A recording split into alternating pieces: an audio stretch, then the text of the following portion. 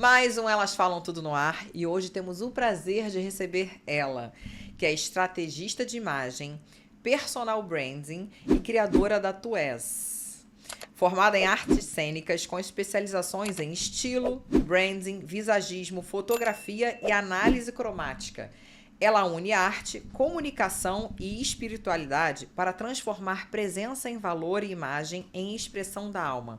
Sua trajetória é marcada por transições corajosas, do teatro à engenharia, da moda ao autoconhecimento, e revela uma profissional que vive na prática o que ensina, que é autenticidade, reinvenção e verdade como pilares da imagem pessoal. Seja muito bem-vinda, Daiane Freitas. Obrigada, Elaine. Depois de um pitch desse, a gente já pode encerrar e ir embora, que já tá tudo certo, né?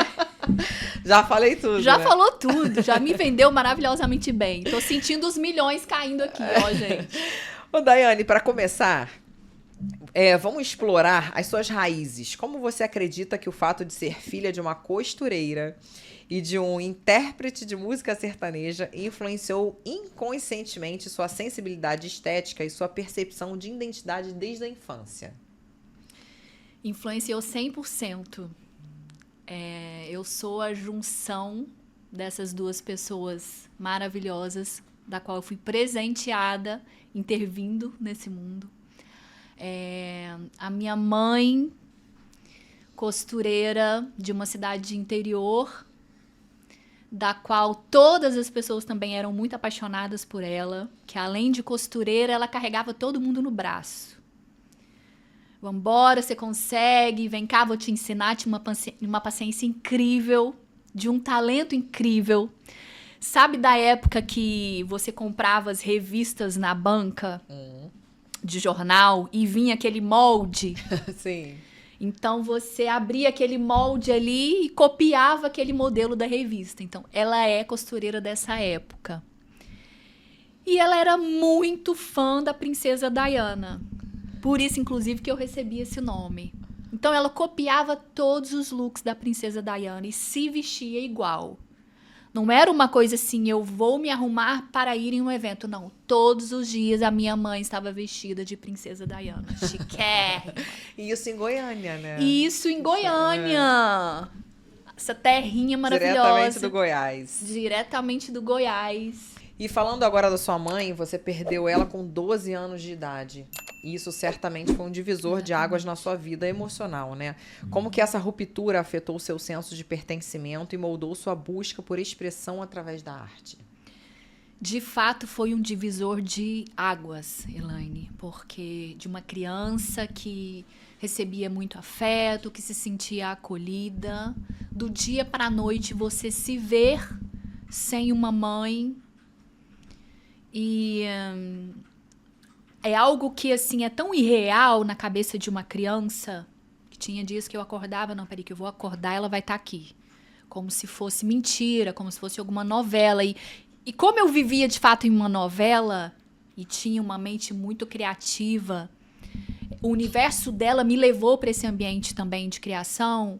Foi como se tivesse me tirado da tomada, né? Reseta e começa de novo a sua história. Porque aquela história não existe mais, né? Puf, apaga.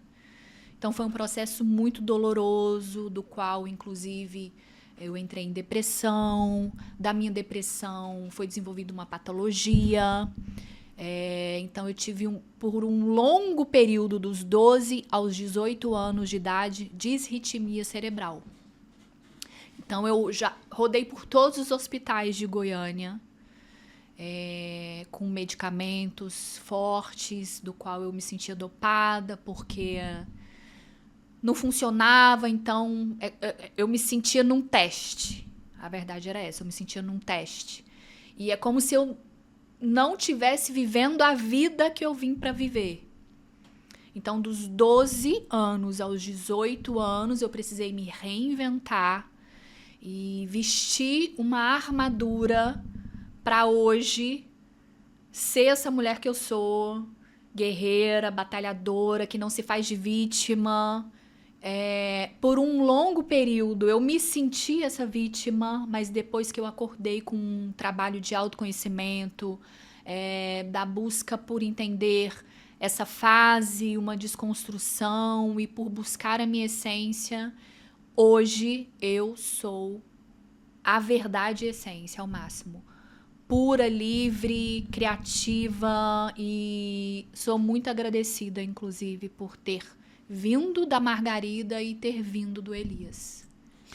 E crescendo sobre os cuidados da sua avó e tios, quais valores e referências culturais você absorveu, né? E que mais tarde se revelaram pilares na construção da sua identidade profissional?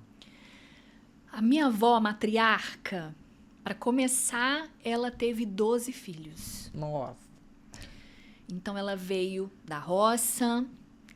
Quando ela conheceu o meu avô levou ela para morar no garimpo. Então ela era uma mulher que cozinhava para os garimpeiros, na época que se fazia quase um almoço no café da manhã, que ela me contava essas histórias, né? Era banana frita com rapadura. Então eu cresci com essa avó muito cuidadora, que às 5 horas da tarde estava pensando no jantar para os filhos que voltavam do trabalho. Então, a minha mãe faleceu com 12 anos, mas eu fui muito bem cuidada por todos eles. Então, não era só uma avó. Todos os meus tios representavam esse cuidado. E eu até digo que eles cuidavam mais de mim do que dos próprios filhos. Era um zelo. Eu me lembro, inclusive, de uma história que eu vou contar aqui, ó, gente. Quando eu perdi a minha virgindade, com 18 anos, fizeram uma reunião para discutir o futuro da minha virgindade. Então, tô eu aqui, o meu primeiro namorado, Leandro, meu primeiro namorado, e eu só via o bichinho assim, ó, abaixando, né? Porque era assim, você vai casar com ela? E eu, não, gente, eu não quero casar. E ele, tá, eu vou casar. Então, eu me senti o tempo inteiro muito bem cuidada, muito amparada. Eu recebi amor imensamente. E foi isso. Então, a referência que eu tenho desses valores de família sempre foi de cuidado, de amor, de responsabilidade, de compromisso, de principalmente... Ih, meu colar soltou aqui. De principalmente... Pobre tem que ter um nome limpo. Que é a única coisa que se tem do pobre é o nome limpo. Não pode ter nome sujo. Então, você precisa passar verdade no que você faz e ter compromisso e responsabilidade. Isso era a coisa mais importante lá em casa. E até hoje é assim. E em que momento você percebeu que o teatro era mais do que um refúgio? Era uma ferramenta para ressignificar experiências pessoais e se expressar plenamente? O teatro veio como uma prescrição médica. Porque durante essa fase da minha disritmia cerebral e cuidados, isso foi sugerido como terapia. Maravilhoso o teatro. Maravilhoso o teatro. Então, ali eu me reconstruí pedaço por pedaço. Eu queria morar dentro do teatro, porque era o único lugar do qual eu me sentia bem. Do qual eu curava as minhas feridas, as minhas dores, porque ali eu trabalhava muito a criação, a arte... Então, é um tirava ambiente... a timidez. Exatamente. Tirava a timidez e acima de tudo. Lidar com pessoas também. Lidar com pessoas e você se vê num ambiente, na escola ou em qualquer outro lugar, como sendo uma pessoa órfã. Você se sente um peixe fora d'água. Porque você sempre é vista como uma coitadinha, tadinha, não tem mãe. Ela não tem mãe. Exatamente. Então, o olhar... eu percebia muito isso. O olhar das pessoas para mim sempre era de pena. Então, o teatro, ali no palco, ele me colocava num ambiente de aqui eu sou poderosa. Aqui eu sou maravilhosa. Aqui a fala é minha. Aqui eu tenho o lugar de fala. Aqui as pessoas vão me ver. Aqui eu vou ser amada. E o que a motivou a cursar artes cênicas na UFG e como que essa formação impactou não apenas sua habilidade de performance, mas também sua leitura de corpo, imagem e presença? Hoje eu tenho a consciência de que foi a melhor escolha que eu fiz. Porque no livro A Arte Imita a Vida é exatamente isso. Hoje, inclusive, com essa mudança de comportamento da internet, do advento da internet, da proporção que isso tomou com relação às pessoas se expressarem para vender o seu trabalho, para se relacionar, basicamente é o que lá atrás no teatro a gente aprendia. Mas a gente não fazia ideia do rumo que isso ia tomar, do quanto isso era importante. Então, minimamente, quando a gente pensa em como é que era quando você ia apresentar o seu trabalho no colégio, que você tinha que ir lá pra frente, aquilo ali é um teatro. É a tua vida em cena. E quem não faz, né, passa mal e tudo. Tem gente que passa mal. Exatamente. Não consegue falar, e timidez. O que tá por trás dessa timidez, desse passar mal? Por que você se incomoda tanto em estar sendo observado? Então, o teatro traz essa preparação e, principalmente, uma noção de consciência de existência de vida. Porque nós, de fato, estudamos o comportamento humano. Porque o corpo fala o tempo inteiro, né? Então, quando você está sentindo dor, o seu corpo está falando. Quando você está feliz, o seu corpo está falando. O que seu corpo está falando? Então, a gente aprende a fazer essa leitura com muita delicadeza. E como que surgiu a decisão de se mudar para o Rio de Janeiro com 23 anos? E quanto essa mudança significou uma ruptura com seu passado e uma aposta radical na construção de uma nova identidade? Gente, eu deixei tudo para trás sem medo. Porque o desejo de viver, de morar no Rio de Janeiro sempre foi muito grande e foi o meu sonho. Eu deixei de ir para a Europa e escolhi o Rio de Janeiro. Cidade maravilhosa. Cidade maravilhosa. Culpa de Manuel Carlos, porque eu sou noveleira, eu sempre ficava assistindo as novelas, as livrarias, os cafés, Garota de Ipanema. Então, isso criou na minha mente um encantamento de um ambiente que ou eu vinha pra cá ou eu vinha pra cá. Não tinha segunda opção. Eu queria viver essa novela de Manuel Carlos. E, é lógico, vim atrás dos meus sonhos. De ser atriz. De ser atriz, exatamente. E tem uma pergunta aqui. Como que você lidou com a frustração de perceber que o processo de construção de uma carreira como atriz de TV não correspondia à sua essência? Foi um tombo. Você chegou a fazer algum curso? Ou já entrou logo atuando?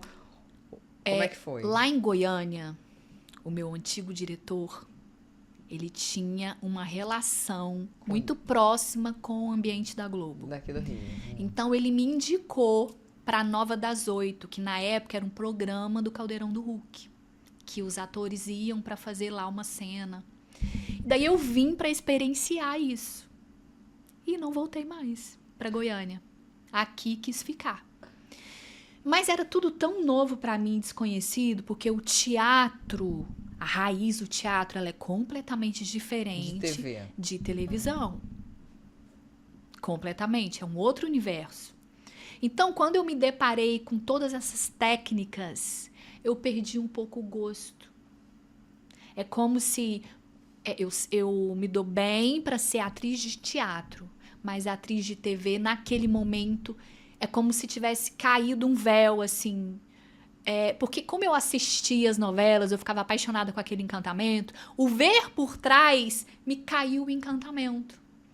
Aí, quando você viu, eu dei uma murchada. Não é isso que eu queria. Não era isso que eu imaginava. E não quis mais ser atriz de TV? Não quis mais ser atriz de TV. Também tem um outro motivo do qual eu sou muito proativa. Eu sou de fazer acontecer a minha carreira.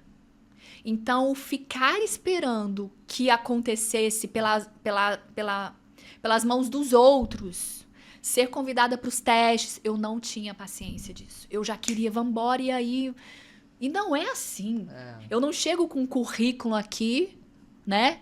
Como em qualquer outra profissão. Tá aqui, você tem um bom currículo, fez faculdade de arte cênica. Não é assim. A gente sabe que tem que comer muita farinha para chegar. Isso, para você conseguir um papel. Novela das 8, então. Então eu não tinha essa paciência. Às vezes tem muito banquinho para você experimentar também. Isso, e eu não sou do banquinho. Dizem as más línguas, né? Não. Minha vida eu faço acontecer. Eu sou autora da minha própria vida. Em que momento você decidiu cursar engenharia ambiental? E o que representou simbolicamente essa escolha tão distante da arte e da estética? Sim. Bom, quando eu desisti da história de ser atriz, eu me casei, fui casada por 8 anos. E durante esse meu relacionamento, sempre vinha uma certa cobrança do... Você tem que fazer um curso que presta. Porque, vamos ser sinceros, gente. Quando você escolhe viver de arte, a sociedade, ela sempre vai te olhar um pouquinho torta. Porque não é medicina, porque não é engenharia, Ou dizer que, porque não é isso não é jornalismo. profissão, isso não é um trabalho. Exatamente. E eu sentia isso na pele, inclusive, quando eu ia pra comprar alguma coisa, na época do crediário, das Casas Bahia. Qual a sua profissão? Eu sou atriz. Não, mas qual que é o seu trabalho? Essa sim. Então, eu senti essa cobrança da sociedade, senti isso dentro de casa e falei, tá bom, eu vou escolher uma profissão que é vista como uma boa profissão. E vou escolher engenharia ambiental, porque no ruim de tudo, eu volto para Goiânia e arrumo um trabalho lá na Embrapa, no meio ambiental, no agro, né? Que tá tudo certo, tô garantida, então. Terminei, fui até o fim, peguei meu diploma, lindo, maravilhoso. Porque eu também, tudo que eu começo, eu vou até o fim. Mesmo que eu não esteja gostando. Não, você começou agora, você vai até o fim. E trabalhei por 4 anos na Terra Cal, que é uma empresa de bioenergia, que inclusive fica aqui perto. Eu circulei por esse ambiente aqui por um período, mas... Não era o que realmente você queria. Não era o que eu realmente queria. Não tinha nada a ver com a Daiane. Então vamos lá, e o que te motivou a abrir a sua primeira loja de roupas femininas na Barra da Tijuca? E quando você percebeu que o negócio não iria prosperar, como é que foi lidar com o sentimento de fracasso e com a pressão interna por resultados? Sim. Bom... Foi aí que você pulou para o mercado feminino. Eu quis fazer uma transição, vou ser empreendedora, empresária, porque era isso que minha mãe era. Era isso que ela fazia. Então, aprendi com ela, vou dar Ctrl+C, Ctrl+V. Mas entre você ser uma profissional de estilo, você ser uma costureira, para ser empresária, é completamente diferente. É um outro mundo. Eu não estava preparada para lidar com gestão financeira de um negócio. Você entender de estilo é completamente diferente de você ser uma empresária. São 2 universos. Então, eu fui à falência, eu quebrei na minha primeira empresa, que na época se chamava Dona Margarida, porque foi em homenagem à minha mãe, que era Margarida. Quebrei, foi ótimo, foi uma boa experiência. Eu acredito, sim, que você vai quebrar várias vezes até que dê certo.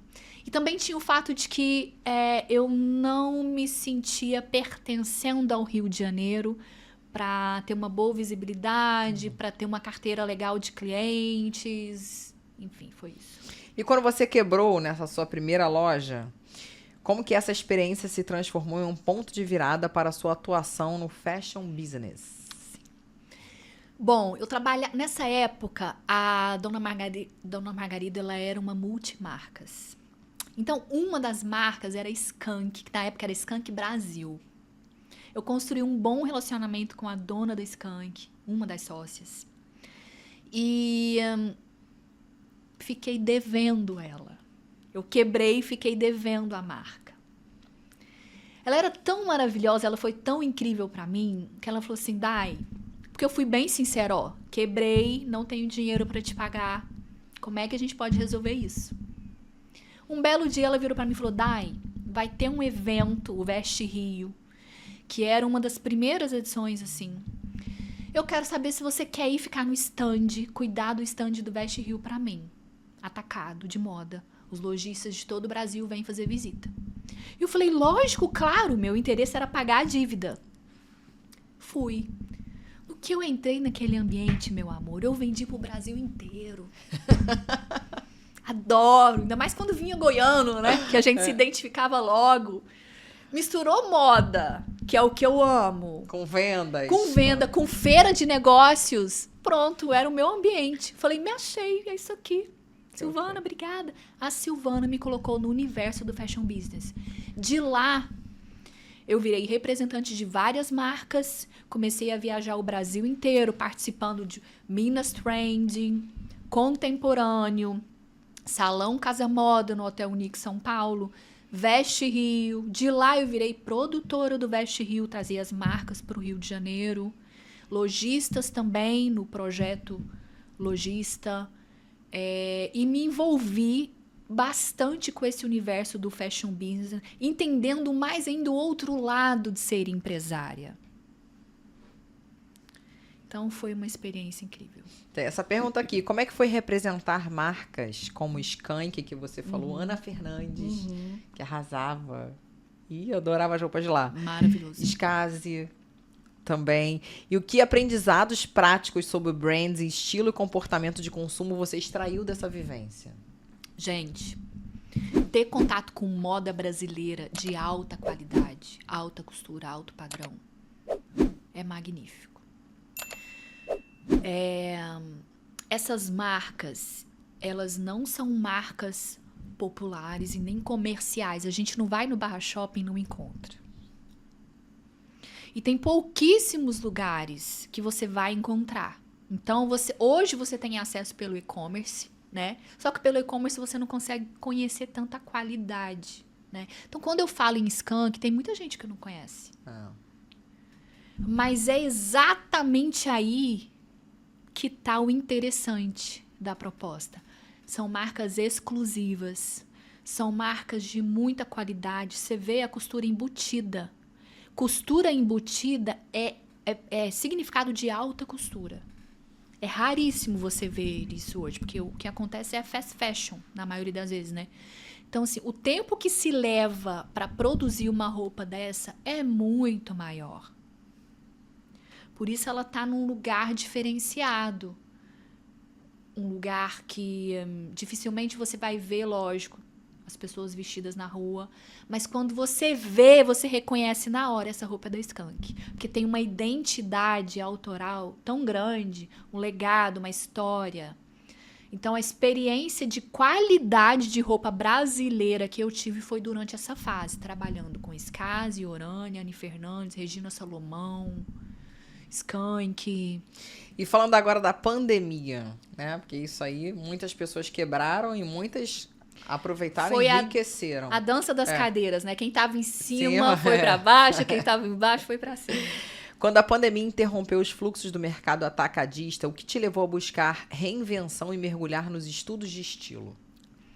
Como eu não sabia o que fazer, na pandemia, me senti bem perdida, porque eu estava num território ganho para mim já.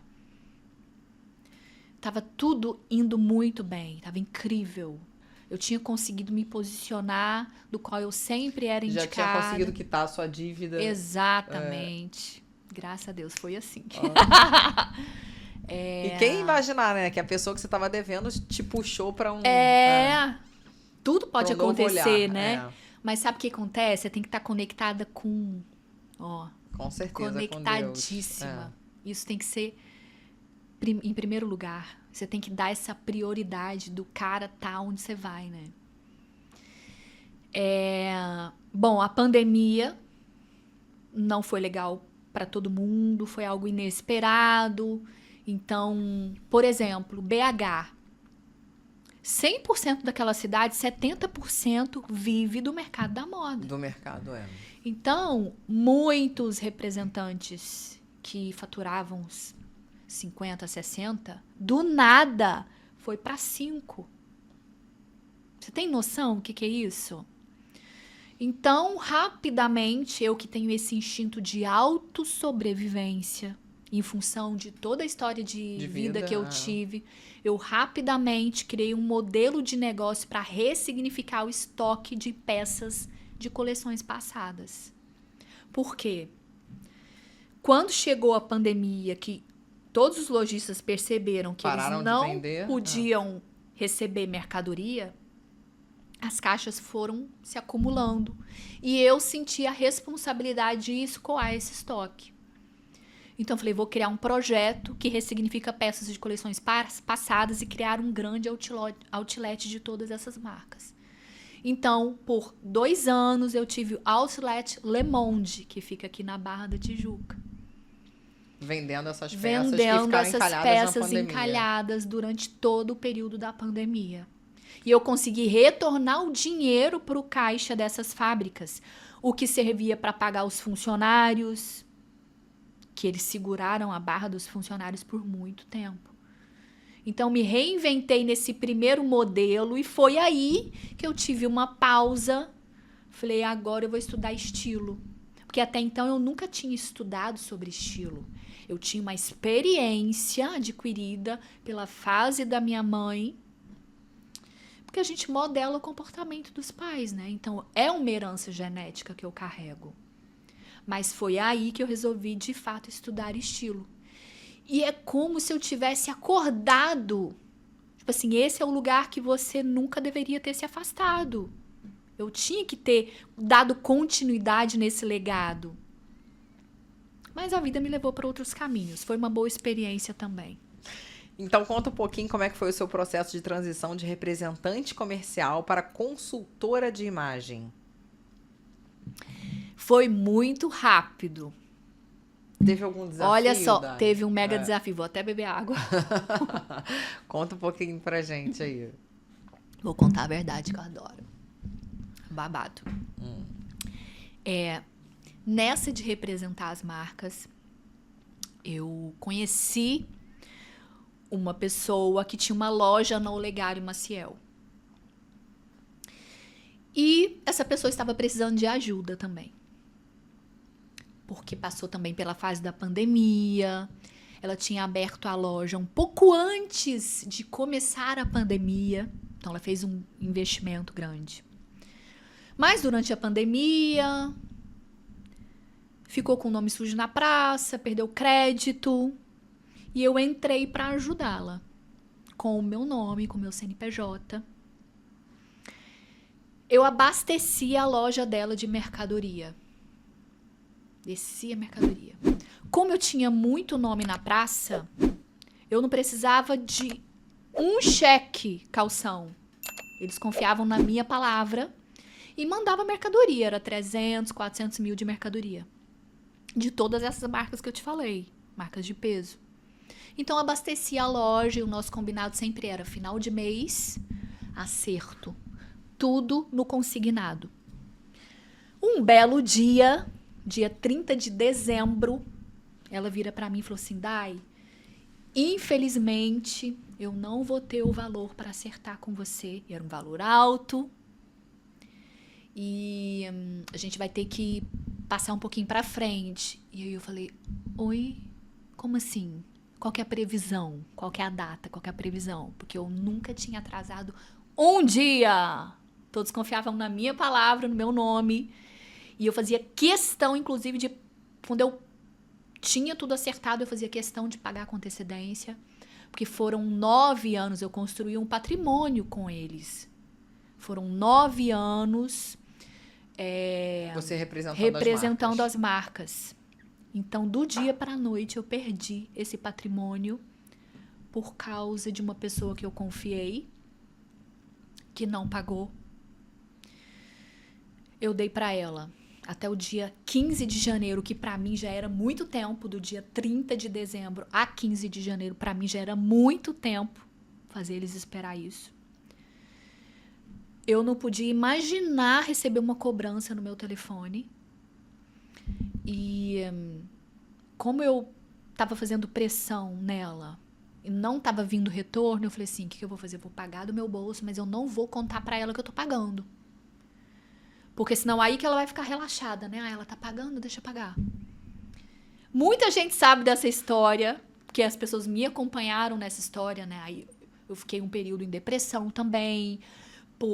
Imagina você, a situação é como se você estivesse sendo preso por algo que você não fez. Imagina o que é uma pessoa na cadeia sentir esse turbilhão de emoções. Então, eu estava pagando uma dívida que não era minha.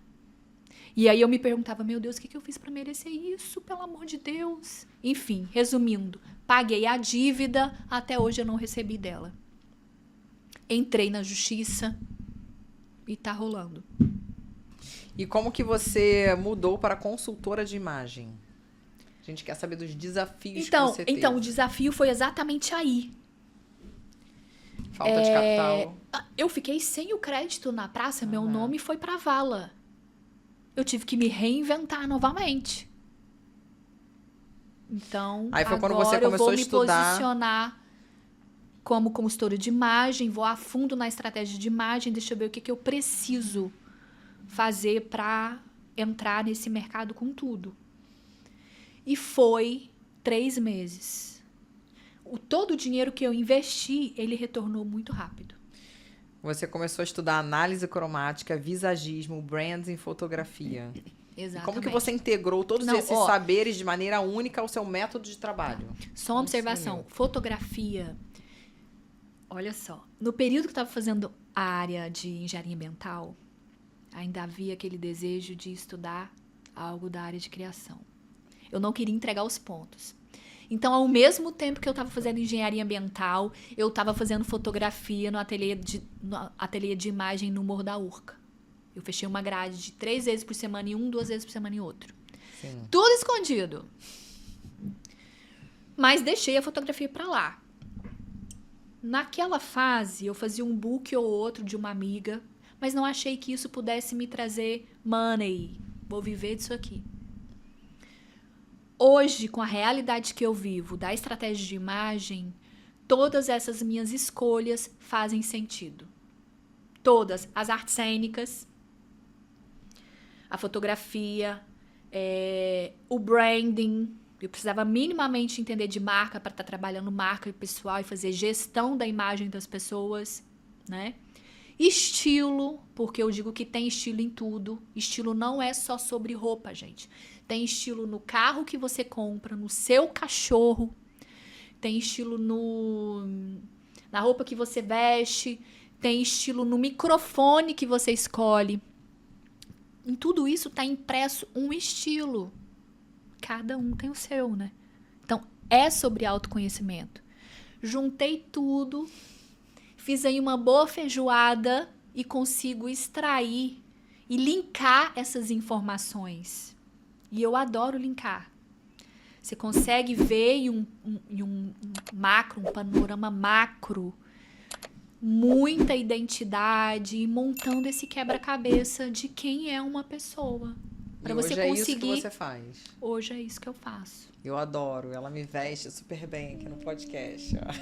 Primeira vez que eu vi essa mulher, gente, eu falei assim, forte. Então já linkei linhas retas, né?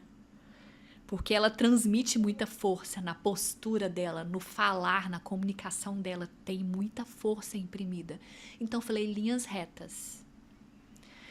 Então, em todo look, por mais que tenha de repente um acessório ali que puxa pro romântico, quando você vai olhar a padronagem da roupa, linhas retas. E Dai, como que a sua formação em branding pela ESPM modificou sua maneira de enxergar a gestão da imagem pessoal como ferramenta estratégica? Vou fazer uma brincadeira com você. Claro. O branding nada mais é do que valorizar o que já existe. Então, se você decide ser um pipoqueiro, você vai ser o melhor pipoqueiro. E você vai fazer as pessoas perceberem esse valor, é o valor percebido. Então, vou puxar 3 perguntas aqui que talvez você nunca tenha imaginado. Não é sobre religião, mas eu acredito que você vai conseguir visualizar isso em pessoas. Porque quando eu te faço a pergunta, qual é a maior marca do mundo? O que te vem à mente? Para mim, ao meu ponto de vista, Rolex. Rolex. Você me deu um produto, né? Porque se trabalha muito uma marca. bem... Rolex é uma marca também. A marca de um produto. E uma marca pessoal? De roupa? Marca pessoal. Eu sou uma marca, você é uma sim. marca. A maior marca do mundo se chama Jesus Cristo. Por isso que eu falei, não estou falando sobre religião aqui. Sim, estou falando sobre branding, marca pessoal. se chama Jesus Cristo. Quando a gente pega o Rolex e Jesus Cristo, qual dessas marcas tem mais tempo de estrada? Jesus Cristo. E a gente não consegue nem mensurar quanto ainda vai ter de relevância, né? Então, essa marca Jesus Cristo construiu um patrimônio gigantesco. Patrimônio, eu tô falando financeiro, gente. Se a gente for comparar, qual é o maior patrimônio? Qual o símbolo dessa marca? De Jesus Cristo. A imagem dele na cruz. A cruz. A cruz. Em qualquer lugar do mundo, quando a gente passa e vê a cruz, inconscientemente você opa, é tão forte esse símbolo. Qual é o manual dessa marca? Não sei. A Bíblia. Tá ali toda a storytelling dessa marca. Então, quando a gente compra uma TV, vem lá um manualzinho. Tá ali toda a vida daquele produto, né? Então, essa storytelling encanta as pessoas. O branding trabalha o encantamento. Ó. Então, me apaixonei de uma forma e eu percebo que em tudo você consegue colocar branding para vender. Você não vende porque o produto é maravilhoso. Eu vou comprar porque é da Daiane, porque a Daiane é uma marca pessoal. Então, tudo que eu quiser vender, se eu quiser mudar de profissão hoje, a pessoa vai comprar de mim. Não é porque é o produto, é porque a Daiane. Tá vendendo. Ela faz o bom branding. E você é ótima no branding. E que impacto teve o estudo da fotografia lá no ateliê da imagem, na forma como você trabalha com a construção de narrativa visual dos seus clientes? Porque além dela vestir, ela também faz um trabalho de fotos na loja dela. Isso, gente. Eu digo que é a última ponta. A cereja do bolo. É eu conseguir personificar todo o trabalho em imagem. Para que ele seja o quê? Percebido. Falar nisso, a gente tem que marcar o meu ensaio fotográfico, né? Vamos. Vocês vão ver que luxo, que sofisticação, gente. Que a loja dela é maravilhosa. Eu tenho postado direto aí nas minhas redes sociais. E de onde surgiu a inspiração para criar a loja Tu És? E como que você idealizou esse espaço como uma extensão do seu próprio repertório e propósito? Quando eu comecei a estudar estilo, consultoria de imagem, eu percebi não vou dizer que é uma falha, mas uma brecha. Eu me senti insatisfeita como consultora de imagem, de prestar uma consultoria, no final entregar um dossiê para cliente e depois ela se sentir perdida e não saber o que fazer com isso, com essas informações. Porque ela não coloca muito em prática e ela não sabe nem onde encontrar o produto. Aqui no Rio eu não acho que tenhamos lojas que ofereçam produtos atemporais, clássicos, elegantes, tradicionais. Eu sinto essa falha nessa demanda. Então eu falei assim, eu vou resolver essa dor. Então, além de prestar consultoria de imagem para o cliente, eu já vou ter o ambiente do qual ela faz o personal shopper. Então é por isso que você resolveu criar a loja. Por isso eu resolvi criar. E dali ela já escolhe o estilo que você... Ela coloca em prática no exercício da consultoria e ela consegue fazer as compras. Senão, ela vai voltar para casa e o guarda-roupa dela tá o mesmo. Ou então ela vai comprar por doses homeopáticas. Sim. E no meio disso tudo ela vai se perder. E se perder, Não Exatamente. sei mais qual é a minha cor, não sei mais o que eu tenho que vestir. Não sei qual é o meu estilo. Sim. Ou não sei qual é a estratégia que eu criei. Porque pode ser que, profissionalmente, ela cria uma estratégia, mas na essência dela é uma outra, enfim. Ô, Daiane, então de que forma você conduz o processo de descoberta da essência do cliente antes de começar a trabalhar a sua imagem externa? Sabe por onde eu começo? Pela numerologia, que eu também estudei numerologia para entender a essência dessa pessoa. Então, faço um mapa numerológico, pitagórico, tá, gente? É uma ciência filosófica. Teorema de Pitágoras, todo mundo lembra lá na escola, né?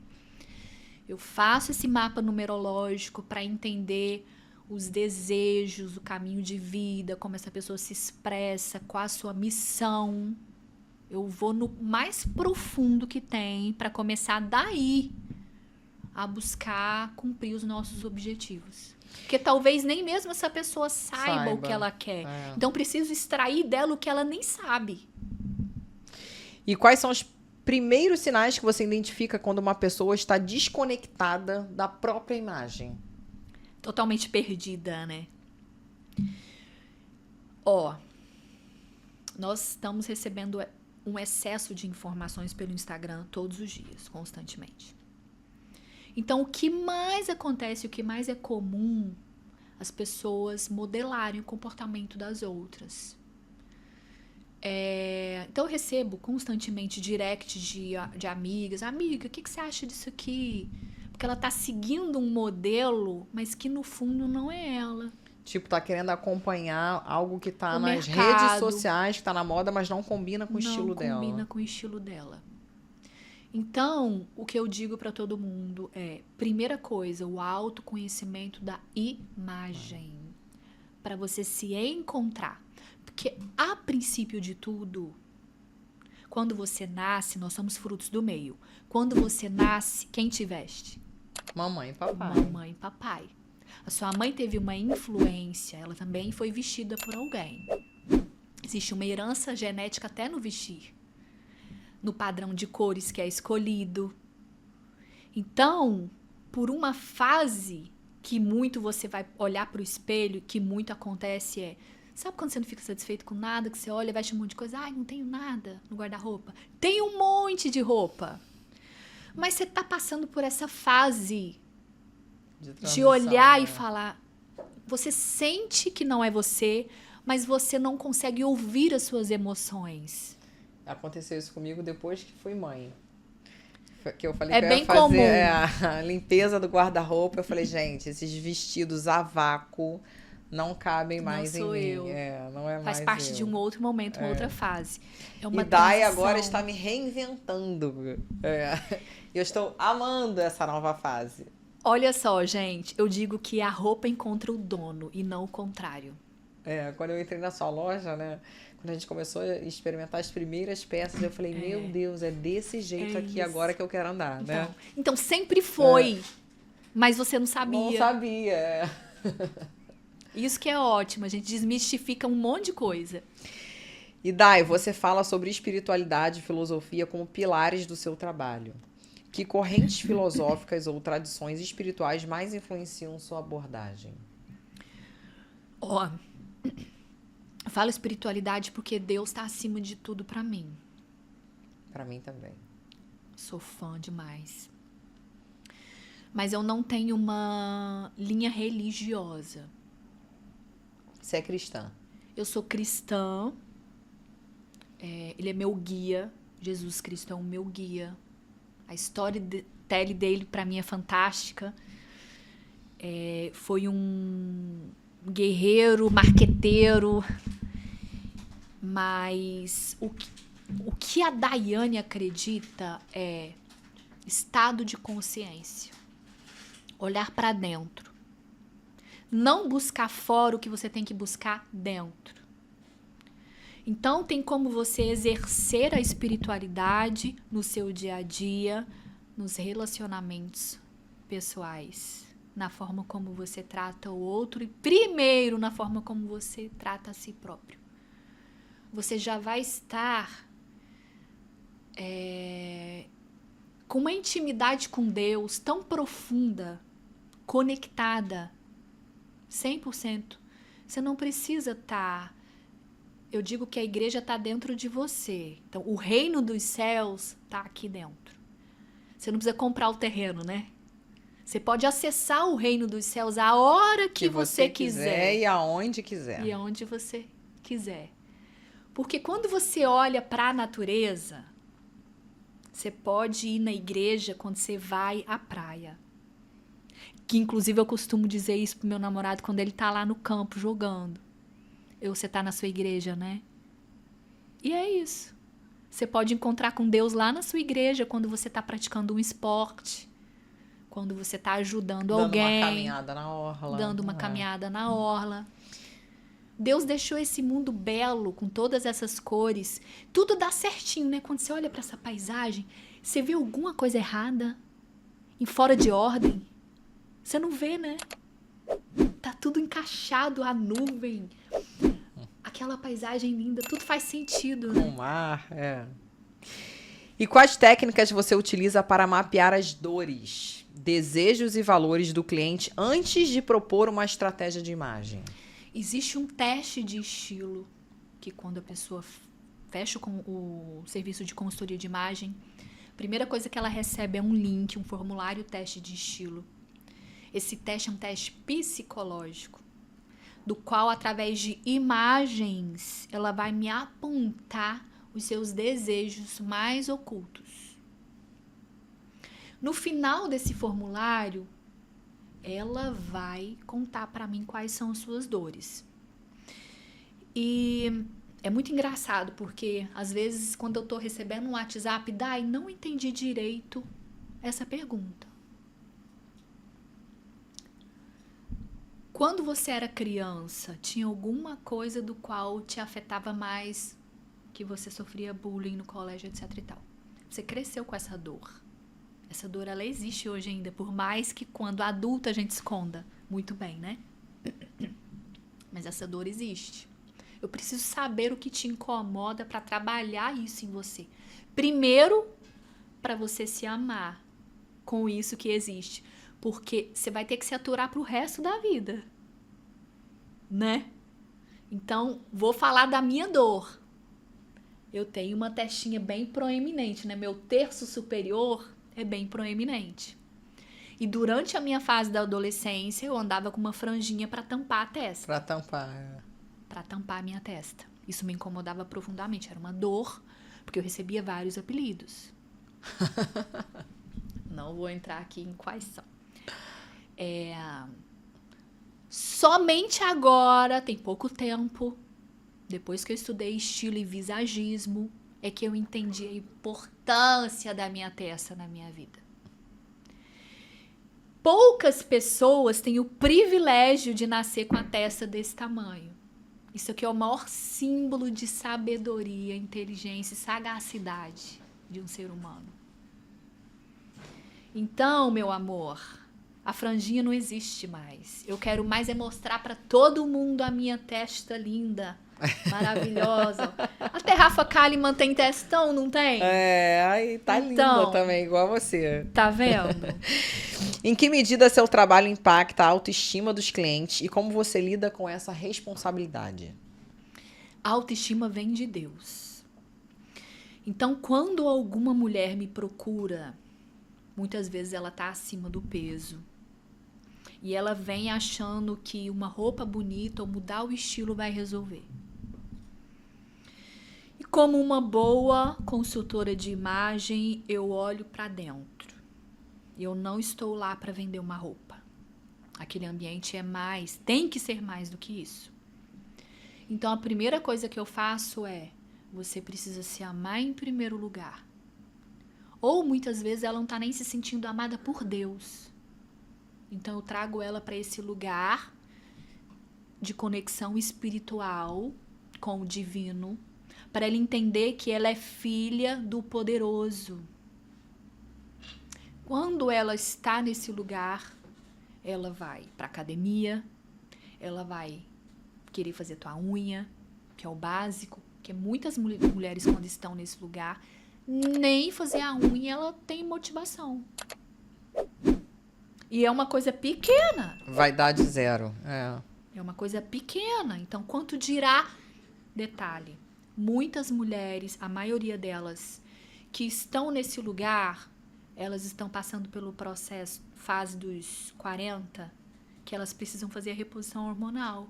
Então, elas acham que estão com depressão. Ai, tô com depressão, minha estima tá baixa. Eu falo assim, isso aqui não é nada disso. Você precisa procurar um profissional, um médico, para fazer os seus exames e repor os seus hormônios, que tá tudo em queda. Então, às vezes, é uma conversa dessa. Ela foi lá procurando mudar o estilo porque ela achou que isso ia resolver. E não era nada disso. Não é nada disso. E o que você pensa sobre pressão estética atual e o papel do seu trabalho em ressignificar esse conceito?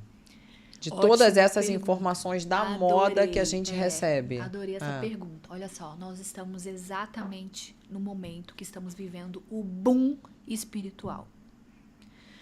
Ao mesmo tempo que isso está sendo falado cada vez mais sobre a importância dessa conexão com a espiritualidade, por outro lado, a gente também tem um mercado da estética,